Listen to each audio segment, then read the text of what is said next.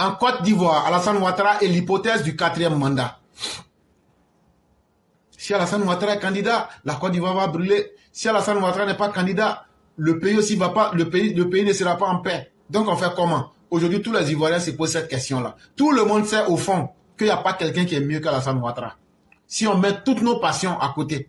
Mais en même temps aussi, il y a des gens qui disent là aussi, là, nous-mêmes, là, on se coupe de toute réalité pour que la Côte d'Ivoire tombe dans le chaos. Donc là, contre vents et marées, il faut qu'Alassane Ouattara ne soit pas candidat. Parce que, on a peur de lui. Même opposant, on avait peur de lui. Président, on a peur de lui. Maintenant encore là, tant que Alassane Ouattara sera là, nous, on va toujours mourir dans l'opposition. Alors que nous, on sait qu'on ne vaut rien. On ne va rien apporter aux Ivoiriens. Qu'est-ce qu'il faut faire? Il faut tribaliser le débat. Il faut casser le niveau du débat pour que les uns et les autres puissent se retrouver dans leur monde. Le président ivoirien Alassane Ouattara va-t-il se succéder en 2025? Et donc, quand on se pose toutes ces questions-là, à la fin, il y a une seule question. Est-ce que le président Ouattara va être candidat en 2025 ou même il ne sera pas candidat en 2025? À 18 mois de la présidentielle, le chef de l'État ivoirien ne s'est pas encore prononcé sur ses intentions. Mais son entourage estime qu'il est à ce jour le seul à pouvoir mener son parti à la victoire. Aujourd'hui, 20 mars 2024, où je vous parle là, si quelqu'un vous dit que Alassane Ouattara a dit en privé ou en public, ou bien quelque part lui l'a entendu, que Alassane Ouattara dit va être candidat là, tu mens. Lui-même, il n'en a pas dit ça. Mais c'est nous les apostmandis. Et puis c'est nous, les personnes qui voulons que la Côte d'Ivoire demeure sereine et dans le développement là.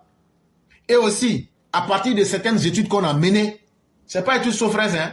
Nous, c'est sur le terrain. Là où il n'y avait pas courant, il y a courant. Là où il n'y avait pas maternité, il y a maternité. On a causé avec ces populations. Quand on a fini toutes ces études-là, en plus des élections qui viennent de finir, on a compris que le seul choix qui vaut la peine d'être, c'est le président Ouattara. Et donc aujourd'hui, les personnes intelligentes, les personnes qui veulent vivre la paix, dans la paix, et qui veulent voir le développement arriver chez elles, et qui veulent la continuité du président, nous demandons au président de faire un don de soi. Parce qu'il faut dire la vérité. C'est nous, on a demandé au président de se sacrifier pour nous. Et ça fait la deuxième fois que j'emploie ce mot-là. Vous risquez d'entendre ce mot beaucoup de fois et vous serez surpris. Le don de soi. Retenez bien ce mot. Jésus-Christ pouvait ne pas aller à Golgotha. Parce qu'à Gethsemane, sur la colline, Dieu pouvait accepter ce qu'il avait demandé. Mais Dieu lui a dit non. Dieu lui a dit, toi, attends, je vais te dire qui tu es. Et tu vois, ta maman Marie là. Ta conception là, j'ai déjà expliqué ça ici, c'est pas un miracle pour nous. Marie même là, ça l'a étonné. Comment un homme ne m'a pas touché, mais comment je peux être enceinte? Mais elle-même là, sa naissance aussi là, ses parents avaient demandé qu'ils aient un garçon.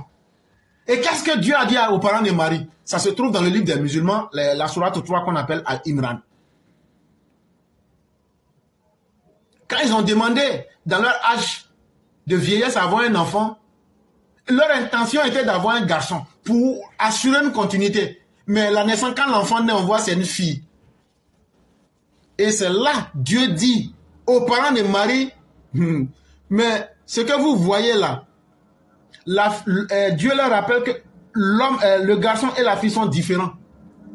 Mais Dieu était en train de leur rappeler que ce qu'eux ne voient pas là, ce qu'eux voient comme femme là, dans les gènes de la femme là, on a mis quelque chose qui va produire un homme. Et c'est ce qui est devenu le résultat de Jésus plus tard. Et donc, le même étonnement que les parents, on est mort, on cherchait enfant qu'on a eu encore est devenu femme, c'est que c'est fini pour nous. Donc, quand tu suis très bien l'histoire de Marie, c'est tout un enchaînement d'événements vraiment spectaculaires. Mais c'était à une époque où on ne pouvait pas vous parler de génétique. Les parents qui demandaient, nous on cherche un descendant. Et quand ils cherchent des descendants, c'est femme qui cherche. Femme là, elle va pour renforcer la descendance des autres. Mais quand tu as dit Dieu donne-moi un descendant là, ton souhait c'est que Dieu donne-moi un garçon, là lui va venir faire enfant, et puis on va parler de moi, ma famille va rester. Mais Dieu leur a donné Marie.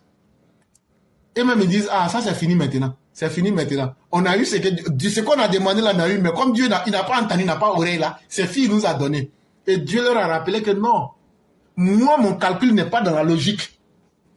Mon calcul n'est pas dans la logique. Et puis là, quand tu me demandes quelque chose là, quand moi Dieu j'accepte là, je te donne au-delà. Et c'est pourquoi je vous ai donné Marie. Mais à travers Marie là, est-ce que vous savez génétiquement comment je l'ai constituée? Non. Et c'est cette même question. Lorsque Marie va s'étonner pour dire, mais comment un garçon ne m'a pas touché, je n'ai pas eu d'activité sexuelle, comment je vais avoir un enfant? Dieu lui a dit, est-ce que tu sais ce qu'on t'a mis en toi? Est-ce que tu sais comment on t'a conçu génétiquement? À cette époque, on ne parlait pas de microscope. Et donc, tu ne peux pas venir parler de génétique. Donc là, ce que tu vois avec tes yeux là, depuis le jour où tes parents ont fait la demande qu'ils avaient besoin d'un garçon là, je t'ai utilisé comme une transition pour leur montrer que moi, Dieu, je suis au-delà de toutes choses. Et que quand je veux faire quelque chose là, j'ai ma propre logique. C'est ce que les musulmans appellent kun fayakun. Mais ça ne veut pas dire soit et c'est, boum boum, un coup. Non. Ça veut dire quand quelqu'un demande quelque chose et que nous acceptons, nous mettons le processus en place. Et quand le processus est en place, ça va forcément se finaliser. C'est ce que le terme kun fayakun veut dire. Sinon, si kun fayakun c'est je demande, j'obtiens sur place, pourquoi vous aujourd'hui là, vous ne faites pas des demandes et puis ça s'accomplit? Pourquoi vous ne faites pas des demandes et puis ça s'accomplit sur place? Non. Tu demandes quelque chose, quand c'est obtenu, quand tu gagnes la faveur, j'accepte que le processus s'inscrit dans l'ordre naturel. C'est ce que le terme kun fayakun signifie. Et donc, quelque chose qui est inscrit dans le processus naturel ne peut que s'accomplir. Et donc, ce qu'ils avaient demandé, au lieu de l'accomplir comme eux voulaient, Dieu l'a accompli à travers Marie pour obtenir le garçon que ses grands-parents voulaient. Voilà la réalité qui est en face. Et c'est là, il y a beaucoup qui se disent, moi j'ai fait beaucoup de bonnes choses, mais je n'ai jamais vu ça là. Et vraiment, hein, c'est aux hommes bons que les mauvaises choses arrivent. Mon frère, si tu es fatigué de faire bien là, il faut cesser. Un, on ne t'a pas forcé à faire ton bien. De deux, dans la vie là, si tu ne fais pas du bien là, il faut aller faire du mal. Il y a bénéfice dans tout. Mais c'est le jour où tu ne t'attends pas. Et donc, le kun fayakun que tu as établi là, le bien que tu as fait là, est-ce que tu as eu le bénéfice sur place? Non. Mais c'est un processus que tu as inscrit dans le champ de ton corps spirituel, ou bien même, si on veut, comme dans le cosmique, si on veut encore aller plus grand. Et donc là, tu ne peux jamais faire du bien et puis dire tu regrettes réellement ce bien-là. Tôt ou tard, ça va te revenir d'une manière ou d'une autre. Comme aussi, tu ne peux jamais faire du mal, comme Laurent Gbagbo, et penser que ça restera sans conséquence. Laurent Gbagbo même sait qu'il va payer. Il sait. Il sait. Parce que ce que tu inscris dans le champ spirituel, ça te revient. Mais c'est nous. Puisque nous on vit 50 à 60 ans, c'est totalement normal qu'on soit pressé aussi. Ça, on ne peut pas blâmer quelqu'un pour ça. Mais en même temps, est-ce que tous les arbres qu'on a plantés dans notre plantation, est-ce que c'est nous on mange tous les fruits? Est-ce que toutes les souffrances que nos parents ont fait là, ils ont eu les bénéfices? Non. Mais il y a une suite logique en toutes choses. Et c'est pourquoi, pour aller un peu plus loin, une fois que tu crois à la divinité supérieure, la logique, c'est pour les hommes qui veulent rester dans le monde du bas astral. Sinon, normalement, on a dit à combien de personnes, tu ne veux pas vivre plus de 3 mois. Mais la personne a vécu 30 ans. On a dit à des gens, si tu n'as plus 2 reins, tu dois mourir. Si on était même nous-mêmes, c'est pourquoi Dieu vous dit que même dans votre création, j'ai établi les signes pour ceux qui veulent revenir à la foi et à croire à la divinité supérieure. Parce que, regardez, tes reins là, on peut enlever un. Mais tu vas continuer à vivre comme s'il n'y a rien. Souvent même là, on peut même diviser ça encore. Tu peux continuer à vivre. Les 1 rein, on divise en 2, mais tu continues à vivre. Donnez-moi la logique qui est dans ça.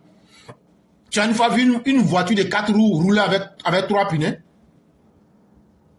Depuis quand vous avez vu une voiture de 3 roues rouler sur 2 pneus et puis on est bon, Dieu est grand, on peut continuer. Mais on a vu des gens vivre dans des conditions même qui étonnent la science. On ne comprend pas la logique. On dit non, cette personne-là n'a pas de cœur, mais Ces fonctions vitales sont là. Ça se passe comment? On n'arrive pas à expliquer. Et ça, c'est la miséricorde divine. Ça veut dire quoi? Ça veut dire Dieu est au-delà de la logique. Et c'est là que nous autres, nous ne pouvons pas accepter. Ceux qui croient à un Dieu qui est... Dès que tu meurs, il devient méchant. On te met en enfer pour l'éternité.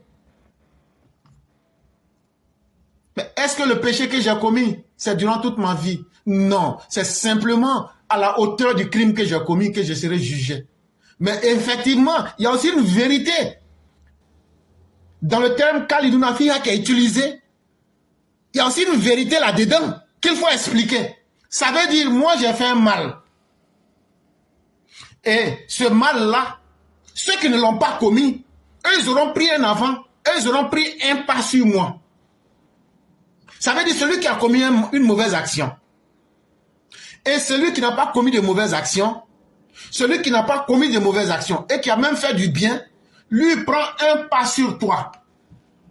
Et donc là, cette différence-là, tu ne pourras jamais rattraper ça. Mais cela ne te condamne pas à te repentir, à changer et à évoluer. En d'autres termes, je m'explique pour qu'on se comprenne bien. Mohamed Bamba et puis moi, on nous a mis à l'école, avec Oshi Mini, on nous a mis à l'école le même jour, le même enseignant nous enseignait.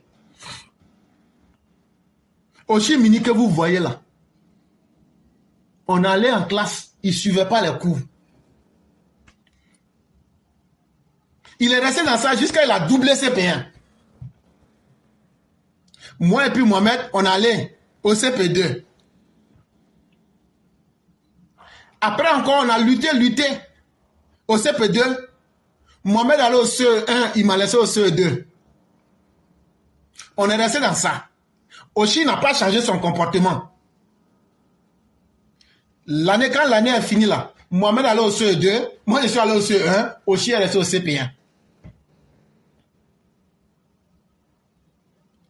Maintenant, prenons la différence entre Mohamed et puis Oshi. Il y a déjà le CP2 et la classe de CE1 entre eux. Quel que soit ce que Oshi va faire là, il peut pas mettre les années ensemble pour sauter les classes. Et donc là, en fonction des efforts que les uns les autres auront fait, si quelqu'un a fait plus d'efforts que toi dans la divinité, et que toi tu t'es mis dans un temps à commettre des crimes ou des méfaits, tu t'es mis volontairement en retard là. Ce fossé là va rester entre vous. Et ce regret là, c'est ce que tu vas ressentir. Si je savais, j'aurais mieux fait de me mettre sur la bonne voie.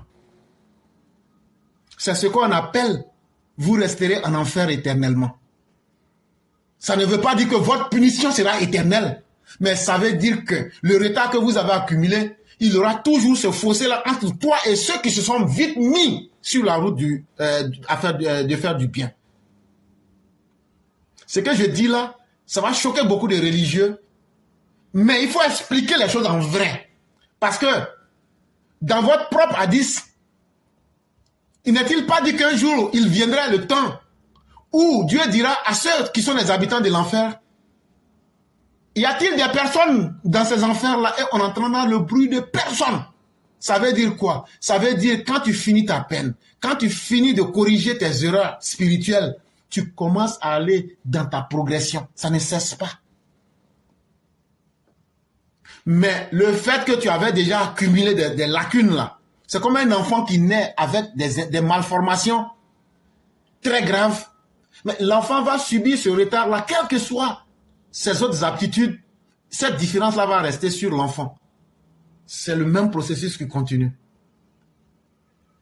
Et donc, à 18 mois de la présidentielle, le chef de l'État ne s'est pas encore prononcé sur ses intentions, mais son entourage estime qu'à ce jour, il est le seul à pouvoir mener son parti à la victoire.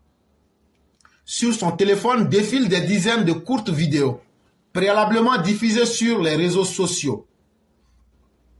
Des images filmées le 11 février 2024, au soir de la finale de la Coupe d'Afrique des Nations, qui a vu l'équipe nationale ivoirienne de football miraculeusement triompher après avoir trébuché lors des phases de poule et frôler l'élimination. Image qu'il a tout précieusement conservée. Le son, pas toujours très pas toujours de très bonne qualité, fait parfois crépiter les enceintes. Il tend l'appareil. Regardez, regardez. Ce ne sont pas que des jeunes du nord du pays. Ils sont issus de toute la Côte d'Ivoire. Et ils postent à visage découvert.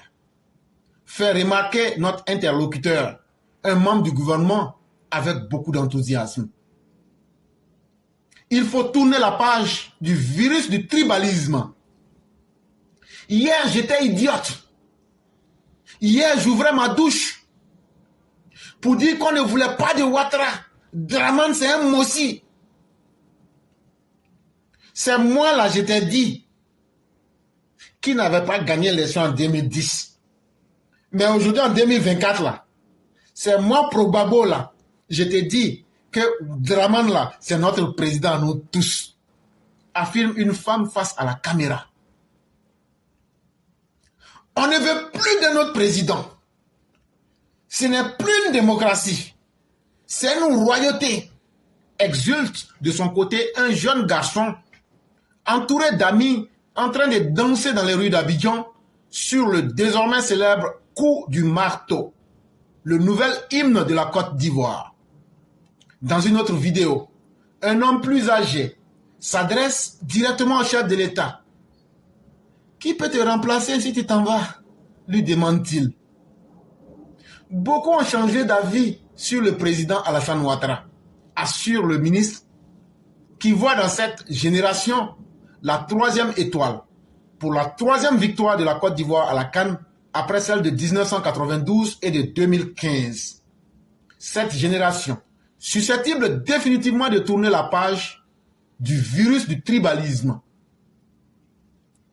Nous sommes quelques jours seulement après le sac des éléphants et l'euphorie qui a gagné chaque recoin du pays, au centre de l'attention pendant 4 semaines, n'est pas encore tout à fait retombée.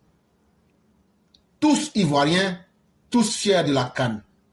Mardi 20 février 2024, ce jour-là, le palais présidentiel, habitué aux cérémonies très protocolaires, et il faut bien le dire parfois, un peu assonante, est en ébullition. Le chef de l'État, son Excellence Alassane Ouattara, 82 ans, reçoit les éléphants et leurs sélectionneurs, Hermès Faye, tous élevés au rang de héros de la nation. Les plus hauts personnages de l'État sont présents et aucun ministre ou presque ne manque à l'appel. L'ambiance est légère. Le champagne et les petits fours attendent les invités. Le président Alassane Ouattara prononce un discours très politique. Il se félicite longuement de ce moment de cohésion nationale inédit que traverse le pays. Moment qui, il l'espère, perdurera. Vous ne savez pas à quel point vous avez réussi à réunir les Ivoiriens en un seul peuple. Désormais, on ne dira plus « Je suis de telle ethnie, je suis de telle religion, je suis de telle région, mais je suis Ivoirien. » Nous sommes avant tout Ivoiriens, lance-t-il aux jeunes. Mais ça, c'est le bilan même de la vie politique d'un homme sérieux. Mais est-ce que ce n'est pas ce que j'ai dit ici toujours? On s'en fout des religions, on s'en fout des régions. Ça ne veut pas dire qu'on a cure des religions. Ça veut dire, voyons-nous d'abord en tant que des humains. Et c'est en 1992, c'est ce même message du président Ouattara qui a fait que nous avons cru en lui. Quand le président Ouattara dit, nous sommes des petits États en Afrique de l'Ouest. Pour un jour arriver à être fort, il faudrait que nous dépassions nos micro-États. En 2024, il vient prononcer la même parole. C'est ça là. C'est cette parole-là qui a fait que nous on soutient Ouattara. Quelle que soit ta religion, tu mérites de vivre. Quelle que soit ton ethnie, tu mérites d'être digne sur la terre. Quelle que soit ton origine, tu dois être respecté. Et ta vie doit être garantie. Et il rappelle cela aux Ivoiriens dans un contexte particulier pour dire, la CAN qu'on a eue là, c'est pas couple là. L'argent là, est-ce qu'on a distribué ça aux Ivoiriens? Et puis, je vais dire au président Ouattara, on dit que votre couple là, c'est parti en France. Vous présentez ça partout. Mais le jour que votre couple arrive aux États-Unis, là, moi, je vais voler.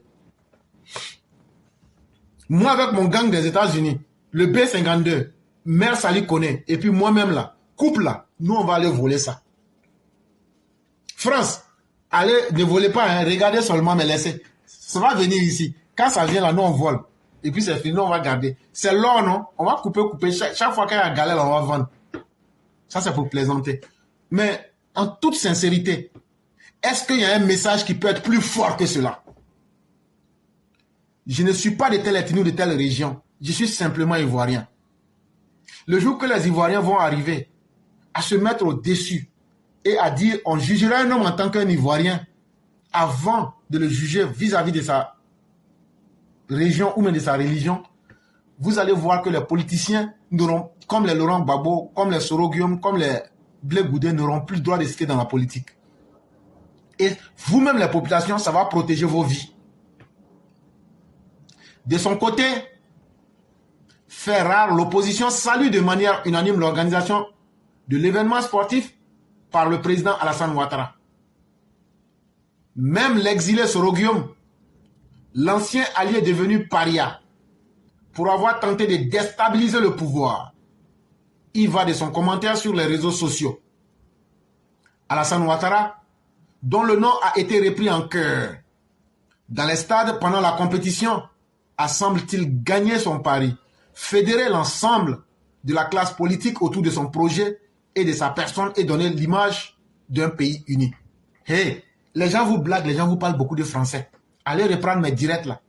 J'ai dit que les éléphants devraient donner le meilleur d'eux-mêmes. Parce qu'il y a un seul nom qu'on veut entendre. Il y a une image. J'ai dit et je le répète, la CAN là, ça avait un objectif politique pour nous. Ça avait un objectif politique pour nous. Je l'ai dit et je le redis. J'ai déjà dit ça au moment de la CAN. Comment lancer l'image du chef de l'État? Comment propulser le travail du président Ouattara? Et comment convaincre et unir les Ivoiriens davantage autour de projets concrets? Et en gagnant cette coupe-là, ce n'est pas la coupe qui nous intéresse, mais c'est l'objectif politique que nous avons atteint là. C'est ça qui est le plus important pour nous. Et on ne peut pas obtenir un tel acquis. On ne peut pas obtenir un tel capital politique et puis dire non, bon, comme je sais ça, c'est comme quelqu'un qui va travailler au champ, tu prends la récolte, tu vends, au moment où on te donne l'argent, tu dis non, c'est bon. Comme tout le monde sait que je suis un grand planteur là, c'est bon comme ça, l'argent est bon. On ne fait pas ça. Ça, c'est l'attitude des gens bêtes. Comme Alassane Ouattara n'est pas bête, Alassane Ouattara sera candidat en 2025. Tu ne peux pas convaincre les gens. Quand un politicien veut convaincre les gens et qu'il les a convaincus là, c'est pour qu'il puisse continuer le travail qu'il a fait. Alassane Ouattara, le travail qu'il a fait là, c'est ce qui nous a convaincus. Il y a quel président qui rapporte Coupe d'Afrique? C'est lui, Alassane Ouattara. Il y a quel président qui construit 5 ou 6 universités en 10 ans? C'est Alassane Ouattara. Il y a quel président qui arrive à maintenir la Côte d'Ivoire en paix, malgré qu'on a tué des pays djihadistes et de faiseurs de coups d'État? Il s'appelle Alassane Ouattara. Il y a quel président, lui, ne se plaint pas? Ah non, on a fait coup d'État, c'est pourquoi je n'ai pas travaillé. Non, c'est comme ça, mon pantalon là, il n'y avait pas ceinture dedans, c'est pourquoi je n'ai pas pu attacher mes ceintures. Alassane Ouattara là, allez me prendre une vidéo où il se plaint. Il ne se plaint pas. Et la qualité des hommes dignes, ce n'est pas qu'ils ne font pas face à des situations difficiles, mais ils ne se plaignent pas. Ils voient toujours en toute situation une force qu'il faut exploiter pour aller toujours de l'avant. Et donc, quand tu finis de faire tout ça, est-ce qu'on peut venir dire, oui, tu as fait tout ça, mais il faut quitter? Non. Et aujourd'hui, nous-mêmes, on est convaincus. On vous a dit des gens qui disent, eux, ils étaient FPI. Elle reste dans la douche. Elle dit, c'est Dramane qui est en train de parler. On dit, oui, oui. Dramane qui n'a pas gagné en 2010, là. Oui, oui. Elle dit qu'aujourd'hui, là, c'est Dramane, là, elle veut. Est-ce qu'on a forcé ces gens-là? Est-ce qu'on peut estimer le prix de la paix que nous avons? Même si on dit que le vrai bonheur, on ne l'apprécie pas au moment où on l'a. Mais aujourd'hui, là, les Ivoiriens ne sont pas loin. Aujourd'hui, si tu veux voir le malheur, là, il faut regarder au Mali. Si tu veux voir le malheur, il faut regarder au Burkina et au Niger, etc. Et donc là, tu ne peux pas être en face du malheur et du bonheur et puis toi-même te plonger dans le malheur. Est-ce qu'il y a quelqu'un qui peut être aussi serein que le président pour diriger la Côte d'Ivoire et puis les Ivoiriens vont dormir en paix? Voilà autant de questions qui ont fini par convaincre les uns et les autres qu'on n'a plus besoin de vuvuzela politique. Quelques jours plus tard, porté par ce moment d'unité nationale, le président annoncera la grâce accordée à plusieurs proches de Laurent Gbagbo, emprisonné dans le cadre d'affaires liées à la crise post-électorale de 2010-2011. Conformément à son engagement d'œuvrer résolument à la consolidation de la paix en Côte d'Ivoire. La victoire des éléphants est avant tout une victoire politique pour Alassane Ouattara, assure le politologue ivoirien Geoffroy Julien Kouao. Donc ceux qui se donnent le titre de politologue, ils reconnaissent aujourd'hui ce que je vous avais dit. Il y a un monsieur qui passe toujours sur RTI, Julien Kouao. Il dit aujourd'hui là, la victoire des éléphants là, c'est une victoire politique pour Alassane Ouattara. Toi tu peux avoir une victoire et puis laisser tomber ta victoire. Dans le pays là, si Laurent Gbagbo avait fait 1 kilomètre de goudron, si Laurent Gbagbo avait fait quelque chose, on n'allait pas pouvoir respirer. Il n'a pas pu faire quelque chose là. Malgré ça, les idiots sont là, ils sont derrière lui. Imaginez-vous ce que Laurent Gbagbo avait fait là. Et pardon, ce que le président Ouattara a fait là. Si Laurent Gbagbo avait fait le 1 quart, mais c'était fini. C'était fini. Et donc, vous dites, nous on n'a qu'à laisser pour nous, et puis on va suivre vos balivernes. Nous on dit, c'est chien qui va vous écouter. Comme nous on n'est pas des chiens, nous on sait où on va. Nous on n'est pas chien, on n'est pas porc, nous on est mouton. Mouton là, lui son problème n'est pas difficile. Faut lui donner un peu d'air, il va brouter. Tu as une fois vu le mouton mordre quelqu'un? Mais le chien là, quand la rage le prend, là, il mord son maître. Le porc lui-même, ça c'est un autre cas. Or vous les probabos là, on vous dit que vous êtes des porcs. Vous avez des comportements de porc. Mais nous là, nous on a un comportement de mouton. Parce que le mouton, c'est un animal très docile. C'est un animal qui est propre. Il n'est pas sale comme le porc. C'est un animal là. Vous avez une fois vu un mouton avoir la rage comme un chien, comme les soroïstes là. Eux, c'est les chiens. Mouton là, lui, n'a pas rage. Mouton là, lui, ne mange pas ses propres détritus. Donc là, nous là, un peu d'herbe, notre problème, il est réglé. Et puis on suit le berger. Voilà toute la réalité qui est là. Si un opposant endurci comme Julien Kouao reconnaît que c'est une victoire là, donc on n'a qu'à prendre notre victoire là pour mettre dans la poubelle parce que vous avez parlé. Dans tous les cas, juridiquement, il peut se présenter à l'élection de 2025. C'est Julien Kouao, Geoffroy Julien qui vous parle. Hein. Ce n'est pas l'endoctriné, l'extrémiste, ce n'est pas l'extrémiste éclaireur pro-vérité qui vous parle. Et ce que je suis en train de lire là, c'est un article de Jeune Afrique. C'est un article qui est sorti hier, 19 mars 2024. Et donc, allez reprendre. Si j'ai changé des choses pour mentir sur quelqu'un, Geoffroy Julien Kouao, il faut poser plainte contre moi. Geoffroy Julien Kouadio dit, et dans tous les cas, juridiquement, Alassane Ouattara peut se présenter à l'élection de 2025. Maintenant, vous qui êtes sur NCI là-haut, Geoffroy Julien Kouao là-haut, il est opposant ou bien il soutient Ouattara. Tout le monde sait que c'est un opposant. Il dit, si on va sur la loi là, Alassane Ouattara peut se présenter à l'élection de 2025. Ça veut dire, il n'y a pas de problème. C'est ce que ses partisans lui demandent. Pour eux, la bonne organisation de la CAN et la victoire des éléphants valent un 4e mandat au président. Et donc voilà la vérité qui est en face de vous. Même ceux qui n'aiment pas le président, ils reconnaissent que les lois de la Côte d'Ivoire lui permettent d'être candidat. Quand je vois des gens dire « Ouattara doit faire candidat, il est fatigué. » Son cœur là, toi tu as fait location de cœur là, il faut venir prendre ton cœur que tu lui as donné là. Nous, on va enlever pour nous. On va mettre dans le sac.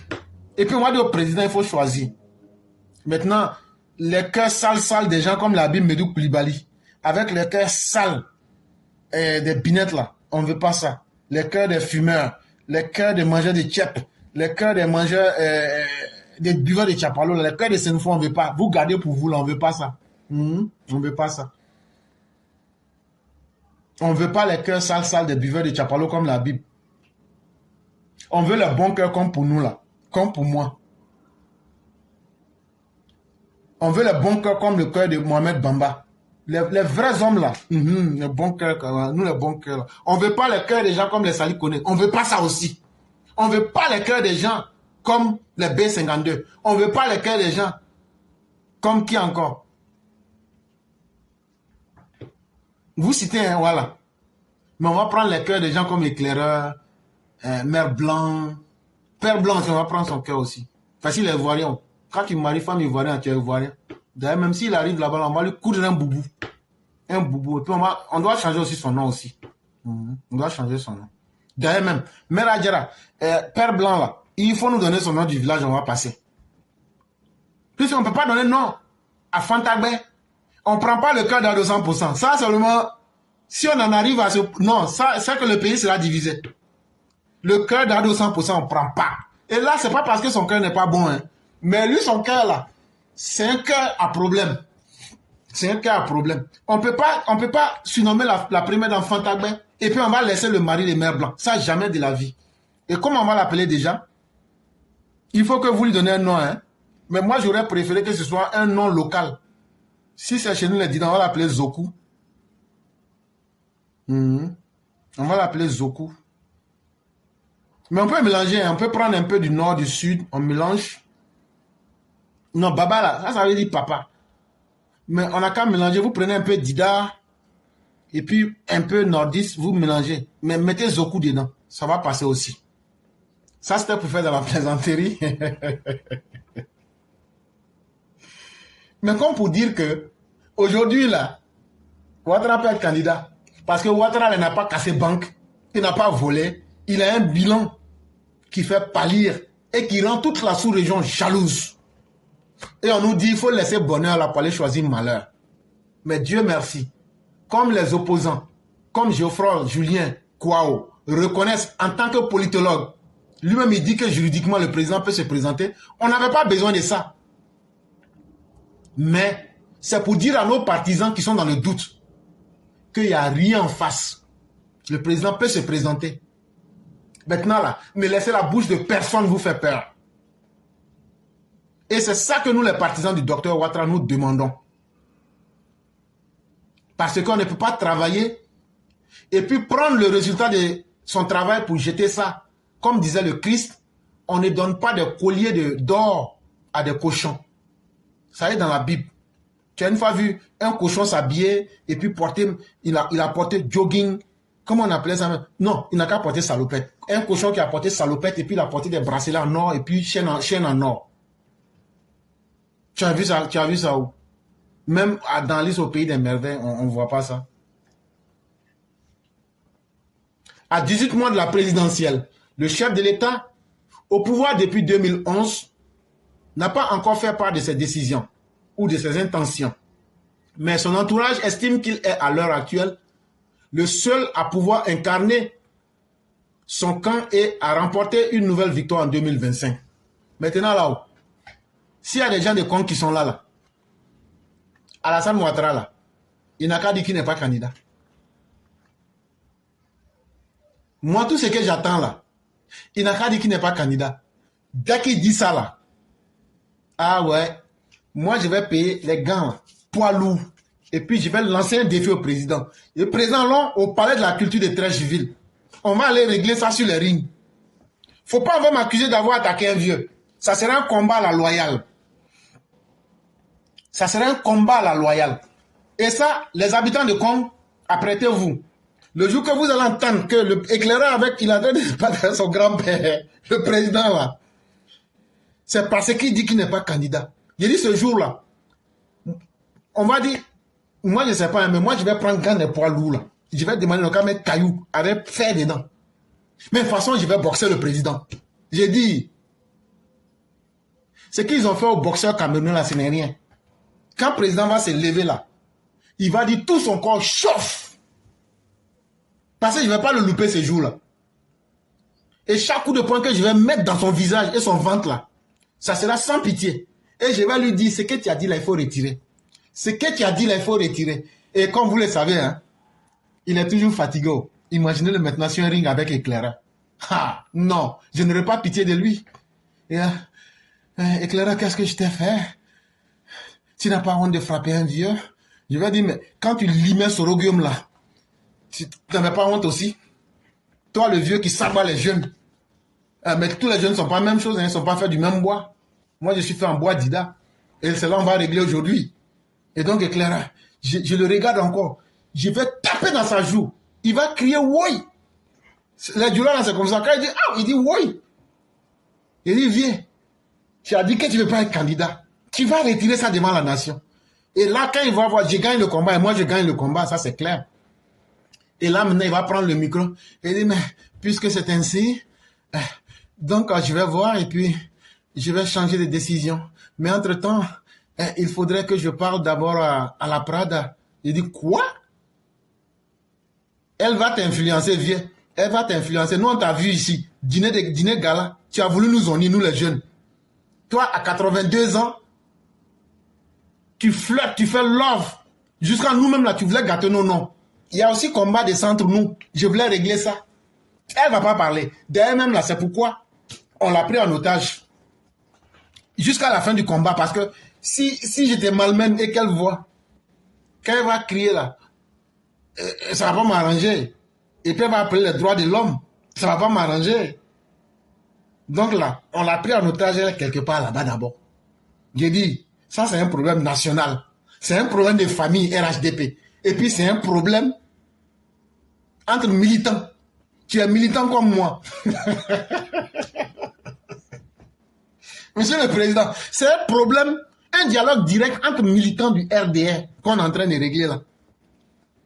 Tandis, tu dis que tu ne veux pas être candidat. Tu vas être candidat, ouah! Ou bien tu ne vas pas être candidat. Eh ben, je pense que je vais changer d'avis. Parce que là où les choses en vont, tu risques de finalement me mettre en pièces, détaché. Et là, je n'ai d'autre choix que d'accepter. Mais, monsieur le Président, c'était pas moi qui t'ai frappé. C'est l'ensemble de tous les jeunes de la Côte d'Ivoire. C'est ça le problème. Moi, je n'ai fait que me mettre devant. Aujourd'hui, là, drogue que tu nous as donné là, si ce n'est pas toi seul, il n'y a personne qui peut enlever dans notre corps. Monsieur le Président, vous incarnez tellement d'espoir.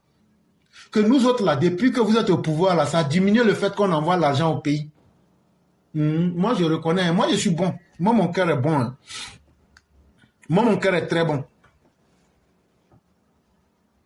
Depuis que tu es venu au pouvoir, là, Babo, tu plus les parents. Donc, aujourd'hui, tout le monde au travail. Ça fait qu'ils n'ont plus les arguments pour dire on ne peut pas sortir, on ne peut pas sortir, il y a au bio, il y a au bio. Tout le monde sort maintenant. Et tout le monde est rétabli dans sa dignité. Le monde n'est pas parfait. Monsieur le Président, vous ne nous avez jamais dit que vous allez rendre le monde parfait. Mais vous avez fait au-delà de ce que vous espérez. Nous quitter, ça va nous faire mal. Ça va nous faire très mal. Et donc, le combat, c'est moi, j'ai gagné de toutes les façons. Et il a changé de parole. Il a dit oui. Il a dit oui. Donc, quand il a dit ça maintenant, je lui ai dit, mon vieux, comme je t'ai tapé un peu là, il faut aller à l'hôpital, tu mets les frais sur moi. Tu mets les frais sur moi. Actuellement, il est en France, là, il était parti se préparer pour le combat, là. Mais je suis sûr qu'il va accepter. On ne va pas en arriver à là. Il a démontré qu'il est un grand homme d'État, qui a l'art de gouverner, estime un membre de son premier cercle, qui considère qu'il a réussi à redonner la fierté aux Ivoiriens. Longtemps sensible, presque tabou, la question du 4e mandat ne l'est plus. Aujourd'hui, là, qui a honte de dire 4e mandat? Entre vous et moi, là, qui a honte de dire 4e mandat? Et quand on fait aussi boxe, on gagne l'argent dedans, même quand tu perds. Donc, monsieur le Président, votre argent, c'est un peu bon quand même. Voilà. On va mettre ça dans une petite mallette pour vous remettre. Même quand tu perds, tu gagnes un peu d'argent. En 2020, Alassane Ouattara avait invoqué un cas de force majeure qu'il avait contraint à se présenter après le décès en juillet, soit 3 mois avant le scrutin de son dauphin désigné Amadou Gon Coulibaly. Bon, là, c'était un cas de nature. C'est ce que je disais là. Quand tu veux t'opposer à la nature, là, Dieu même te montre que lui est le plus fort. Et donc, comme le dit notre père Koulibaly, quand le cosmique n'a pas décidé de la fin d'une chose, et que nous les humains, on propose là, Dieu lui dispose. C'est pourquoi le plan que le président avait fait là, Dieu lui a dit, je reprends ce plan là, et je prends la pièce maîtresse de ce plan là pour voir ce que tu vas faire. Pour te montrer que entre toi et moi là, je vais voir si tu vas accepter ce que je fais ou pas. Et donc en 2020 là, Dieu va faire venir des personnes qui vont soutenir le président Ouattara au moment où tous ses ministres ont fui. Au moment où ceux à qui il a donné de l'argent pour aller convaincre les personnes ont fui. Dieu va faire sortir des personnes qui n'étaient rien. Et je salue le frère Dempsey.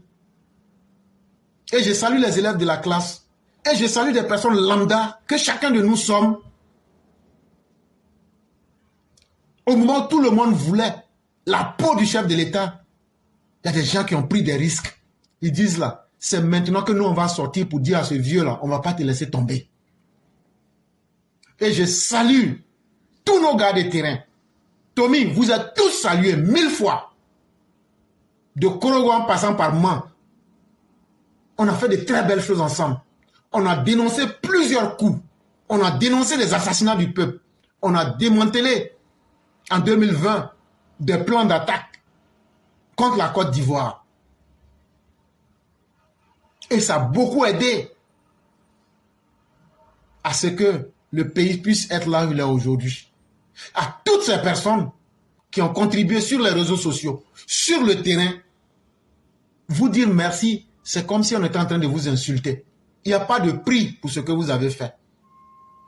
Parce que nous savions, si nous n'étions pas là en 2020, en 2024, on n'aurait pas eu cette coupe-là.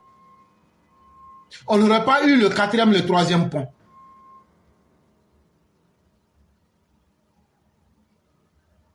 C'est un autre cas de force majeure que nous sommes aujourd'hui confrontés. À partir du moment où tout le monde dit qu'il faut qu'il soit candidat, estime le ministre cité plus haut. Ah oui, si tout le monde dit tu vas être candidat, toi tu dis tu ne vas pas être candidat, on va t'obliger à être candidat. Comme lui, nombre des proches du chef de l'État, s'ils s'accordent à dire que rien ne se décidera contre sa volonté, sont convaincus que leur candidat c'est lui et il n'y a pas d'alternative. Mais en toute sincérité, le chef de l'État a beaucoup fait. Et c'est quelqu'un qui mérite plus que le respect. C'est pourquoi quand les gens l'insultent là, vraiment, nous on ne peut pas accepter. Nous on préfère que vous nous insultez. C'est pas grave.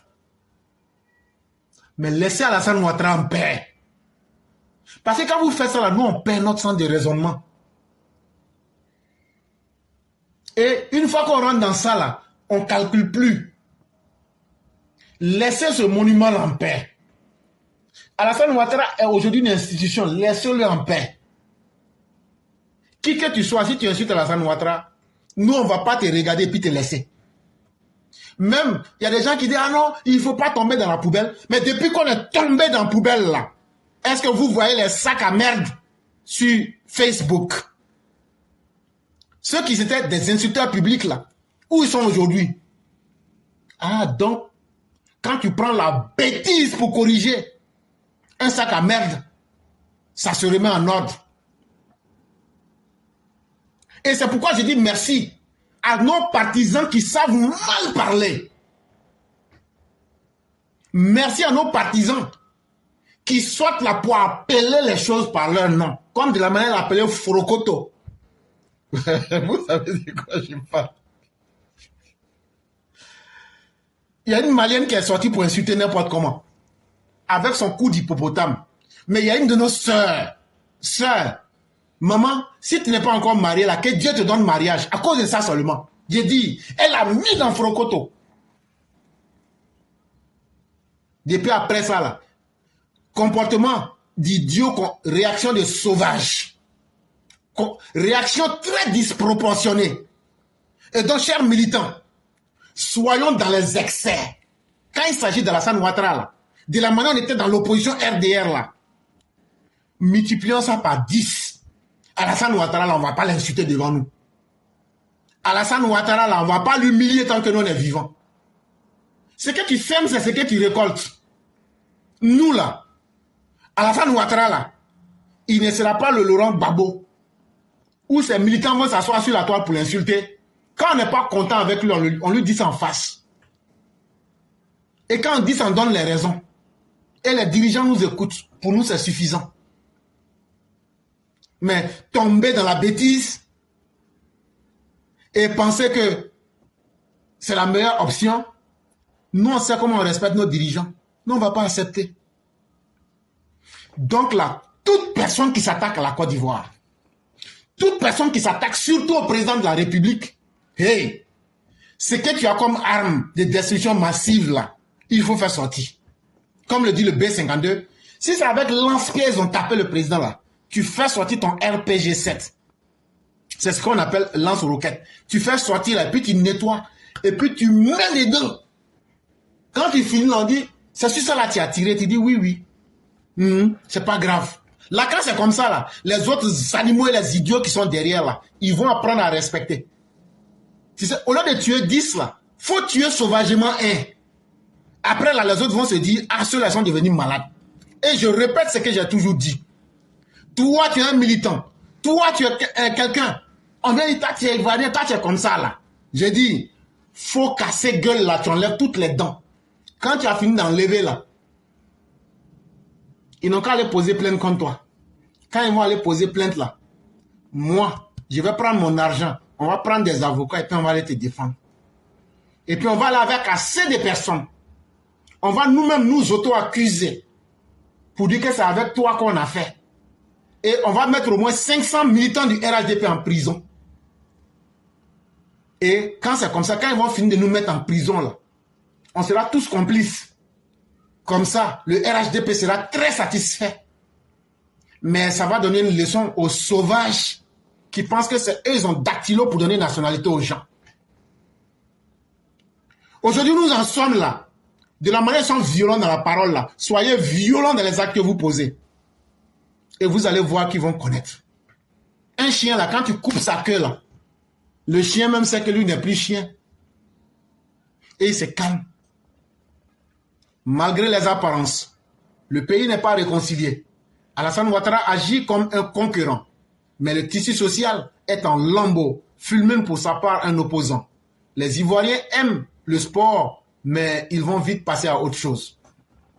Ça, c'est ce qu'un opposant dit. Il dit que le pays n'est pas réconcilié. Mais nous, on s'en fout de ça. Réconciliation, là, nous, on ne mange pas. De la manière, vous ne mangez pas goudron, là. C'est comme ça, nous, on chie sur votre réconciliation.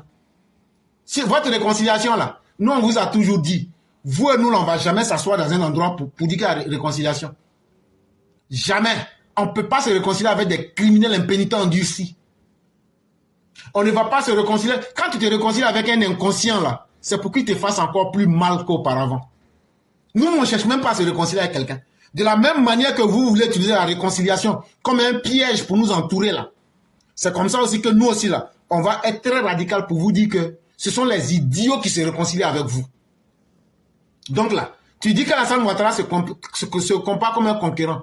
Mais quand tu es un conquérant, là, ça veut dire que tu obtiens des résultats. Et ça, moi, je prends ça comme un compliment. Et Laurent Gbagbo se comportait comme un défaillant. C'est pourquoi il a tout perdu. Alors que le conquérant Alassane Ouattara gagne toujours. Donc là, merci du compliment. Tu dis que le tissu social est en lambeaux. Le tissu social qui est en lambeaux, là, c'est la famille de Laurent Gbagbo. Tissu social qui est en lambeaux, là, c'est un père de famille indigne qui fait palabre avec ses filles. Moi, je ne peux pas... Comment tu peux faire palabre avec tes enfants-filles? Elles peuvent devenir un peu bandites. Ben, tu les attrapes et puis tu les gifles un peu. Et puis vous continuez. Ce sont tes premières femmes. Mais un père de famille qui divise sa famille sur Internet, à l'aéroport, c'est ça qui est vrai tissu en lambeaux là. Tissu social en lambeaux là. Le cyclone qui a sa femme bêtée là, il a laissé. Tu as une fois vu une femme d'une autre ethnie abandonner son mari? Donc votre tissu social imaginaire que vous avez là, C'est dans votre monde parallèle. C'est pourquoi la réunion de Simone Gbagbo a échoué. C'est ça qu'on appelle. La réunion qu'elle devrait effectuer là, la rentrée politique a échoué. Parce qu'il n'y a pas de militant là. C'est ça qui est tissu social en lambeau là. Parce que vous-même, vos vies sont en lambeau. Donc là, ne prenez pas vos malheurs pour les transposer dans la vie des gens en pensant que ça va impressionner quelqu'un. Votre parti là, vous n'êtes pas capable de vous assumer. Vous êtes des extrémistes, des haineux, des tribalistes, des ethno-nationalistes, des violents, des gauchistes, des criminels. Et vous n'avez pas le courage de vous assumer. Vous dites que vous êtes devenus des panafricains pour tromper les gens. Et c'est ça, quand tu trompes les gens, que toi-même tu n'as pas le courage de dire ta vraie identité là. C'est ça qui est une âme en lambeau et un esprit en défaillance. Donc là, quand vous utilisez les mots en français là, on vous donne aussi les réponses aussi en français, en gras et en gros caractère. Tu dis que les Ivoiriens aiment le sport, mais ils vont vite passer à autre chose. Oui, l'argent de Coupe d'Afrique là, tu as entendu qu'ils sont venus partager avec nous? Tu nous as entendu que nous on voulait? Nous on vous a dit qu'on supportait les équipes là. On vous a dit qu'on voulait leur salaire. Nous ce qu'on voulait là, c'est le bénéfice politique. Et c'est avec ce bénéfice politique là, Alassane Ouattara va être candidat en 2025. Il va être voté le 26 octobre 2025. Et puis on va avancer pignant. Et puis il n'aura rien. De toute façon là, Alassane Ouattara n'a pas payé pain wax. Il n'a pas payé pain hollandais. Il n'a pas payé pain cocoroko. Il n'a pas payé bois, choses là. Comment on appelle? Avant, c'est que nos parents faisaient au sud là. On tapait les trucs là. Les écorces de bois là pour faire pain là.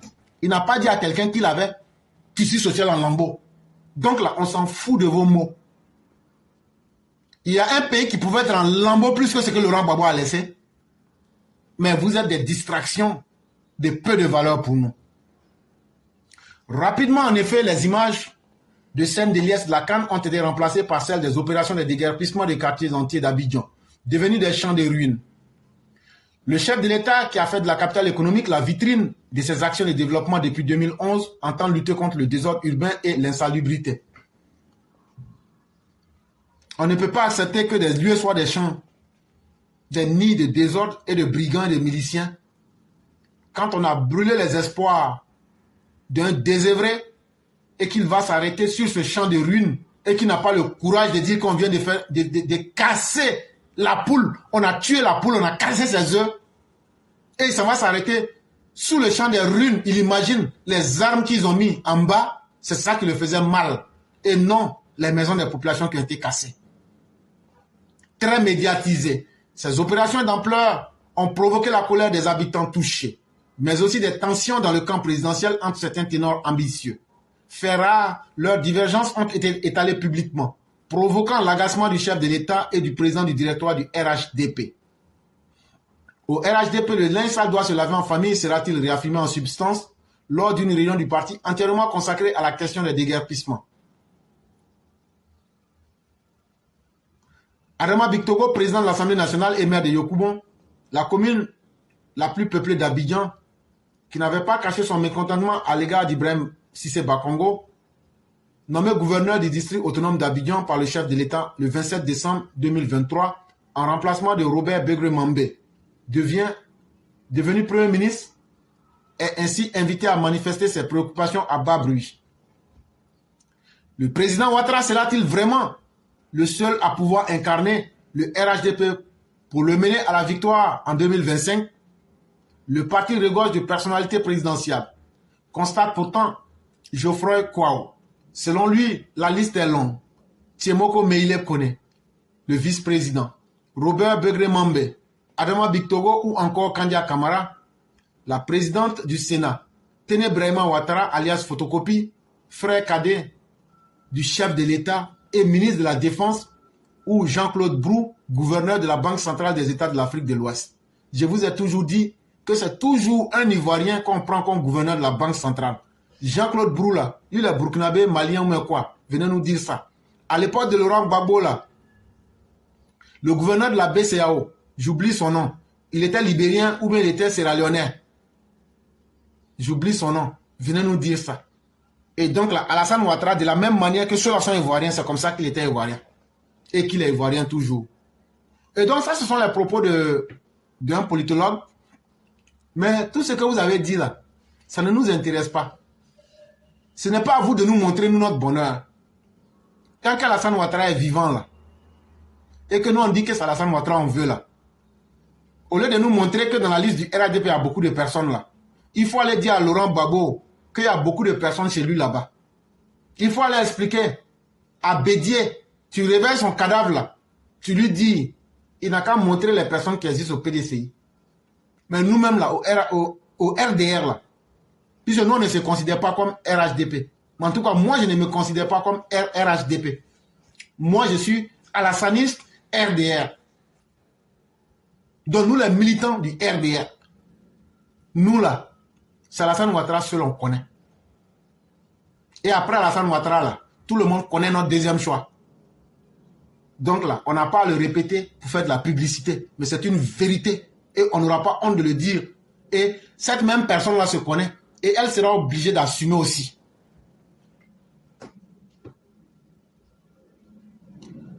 Vous pensez vraiment que ceux qui ont l'ambition ou l'envie d'être candidats le feront savoir?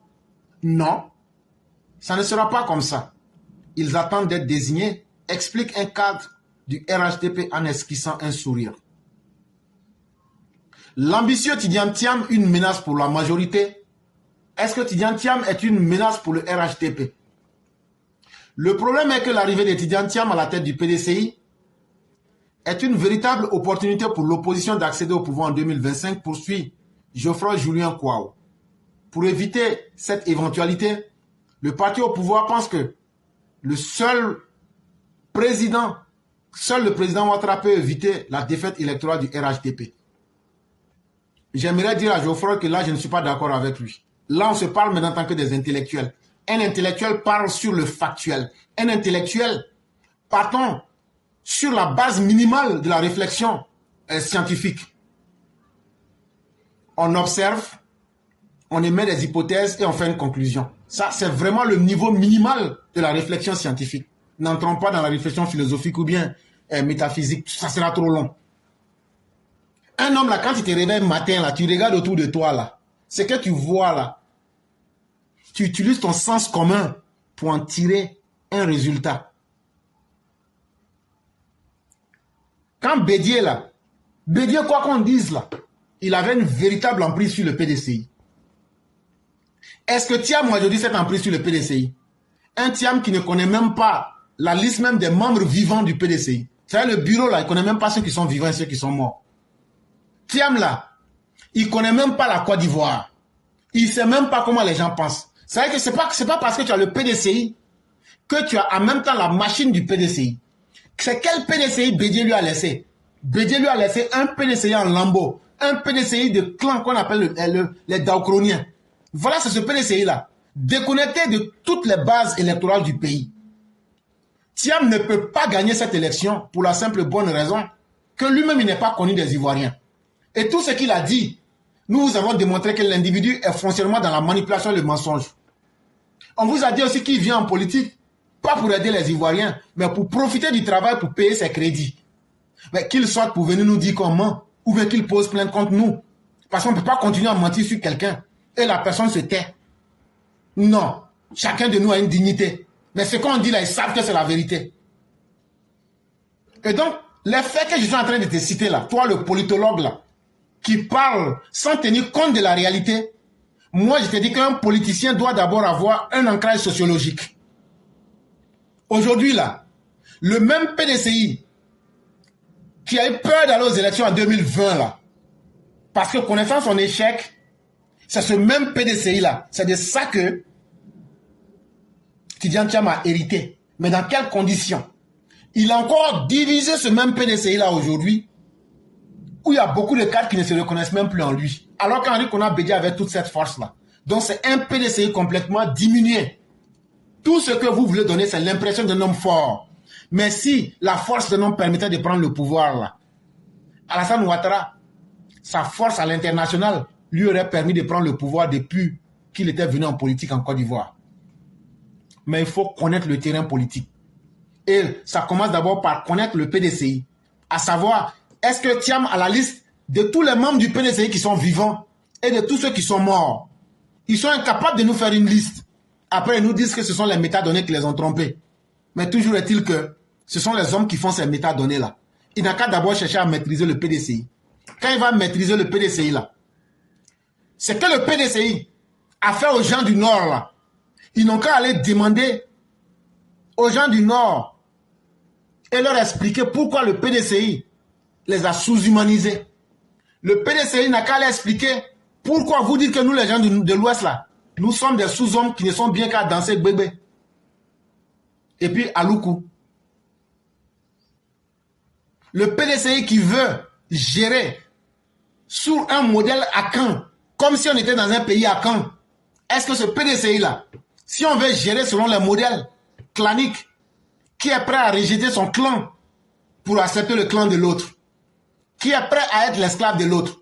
Chacun est fier de son clan. Et il faut se mettre au-delà de ces particularités-là. Est-ce que le PDCI a cette force-là aujourd'hui? Non. Et donc, monsieur, je viens de prendre plusieurs réalités. Quand on les met là. Et aussi, l'opportunité du temps. Thiam vient d'arriver. En moins d'un an, là, le temps matériel n'est pas en sa faveur pour pouvoir mettre une machine véritable en place. Tout ce qu'il peut faire sur le terrain du réalisme, c'est de participer dans la vie politique, s'acclimater à la couleur et à la température locale, faire un premier test et profiter des erreurs et de ses défaillances s'il veut véritablement être un homme politique. Et maintenant, essayer de montrer un politique. Je voulais dire un plan politique. L'ex-banquier Tidiane Thiam, 61 ans, s'est fait élire à la tête du PDCI, 96,43%, le 22 décembre 2023, à l'issue d'un congrès extraordinaire, au cours duquel il a été décidé qu'il serait candidat du PDCI à la prochaine élection. Officiellement, la candidature n'inquiète pas le RHDP. Il ne maîtrise pas la Côte d'Ivoire. Il ne connaît même pas l'appareil du PDCI. Ce n'est pas une préoccupation, estime un cadre éminent de la formation présidentielle. Et là, encore pour aller plus loin, pour ceux qui voudraient d'autres analyses un peu approfondies, le chef de l'État lui a déjà dit ça. Vous savez, on n'a pas voulu trop parler de cela. Quand le chef de l'État, j'ai été le numéro 2 du PDCI. Ça veut dire, tu as beaucoup à apprendre, Thiam. Tu as beaucoup à apprendre. Et on ne peut rien me cacher du PDCI que je ne puisse savoir. Et donc, tu n'es qu'au début, tu es encore à la maternelle. Soit tu peux grandir ou même te suicider dans la classe. Mais tout dépendra de toi-même. Pourtant, l'arrivée du très ambitieux M. Thiam dans le bain politique ivoirien pourrait gêner la majorité en 2025. De 28 ans plus jeune que l'ancien président Henri Konan Bédié, décédé le 1er août 2023, l'ex-ministre du Plan, entre 1998 et 1999, réputé coriace, ne cache pas son ambition. Reconquérir le pouvoir qui échappe au PDCI depuis le coup d'État de 1999, grâce à la restructuration et à la modernisation de son parti. Donc vous voyez que la réalité vous rattrape. Il faut restructurer votre parti, il faut moderniser votre parti, il faut changer le paradigme idéologique et intellectuel de votre parti, puisque le PDCI, Bédié vous l'a laissé comme une entité ethnique et tribale. Et ça, vous pensez qu'on va être tendre avec vous? Vous pensez qu'on ne va pas dire à nos parents que ce qui s'est passé hier, tu es l'incarnation de cela? En politique, il n'y a pas d'amusement. On va utiliser ces armes-là pour vous rendre la tâche très difficile. Et il compte s'occuper du terrain médiatique.